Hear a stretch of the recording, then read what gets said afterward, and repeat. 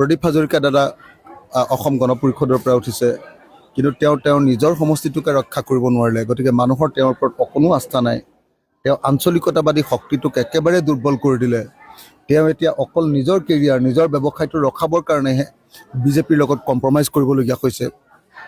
গতিকে মানুহ এতিয়া একলগ হৈ গৈছে। দ্বিতীয়তে, বিজেপিয়ে যিজন কেণ্ডিডেট দিছে, সেই কেণ্ডিডেটজন মানে অসমৰ ভিতৰতে আটাইতকৈ ডাঙৰ হত্যাকাৰীৰ ৰূপে কুখ্যাত। আৰু এতিয়া প্ৰচাৰ হৈ আছে যে তেওঁ মানে এগৰাকী নহয়, দুগৰাকী নহয়, তিনিগৰাকী নহয়, বহুগৰাকী মহিলাক বিয়াও কৰাইছে। মানে এনেকুৱা ধৰণৰ ইমান ব্যাপক অপপ্ৰচাৰ এনেকুৱা চলি আছে যে মানুহে বুজি উঠিছে যে সঁচাকৈ আমি কেতিয়াও হত্যাকাৰীৰ লগত যাব নোৱাৰোঁ। শিৱসাগৰৰ নিচিনা এখন ঐতিহ্যপূৰ্ণ ঠাই, শিৱসাগৰৰ নিচিনা আটাইতকৈ সন্মানীয় এটা বিধানসভা সমষ্টি, তাত কেতিয়াও এজন হত্যাকাৰীক ভোট দিয়াটো সম্ভৱপৰ নহয়।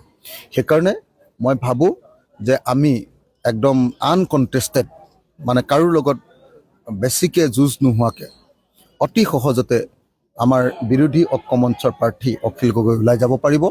আৰু সেইকাৰণে অতি কমেও 50,000 ভোটত লিড ল'ব বুলি, অগ্ৰগতি আমি লাভ কৰিম বুলি আশা প্ৰকাশ কৰিছোঁ।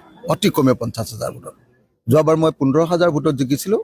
এইবাৰ কংগ্ৰেছ দলো আমাৰ লগত আছে, এইবাৰ CPI-CPMও আছে। গতিকে এইবাৰ নিশ্চিতভাৱে আমি 50,000 মান ভোটত জয়ী হ'ম বুলি আশা প্ৰকাশ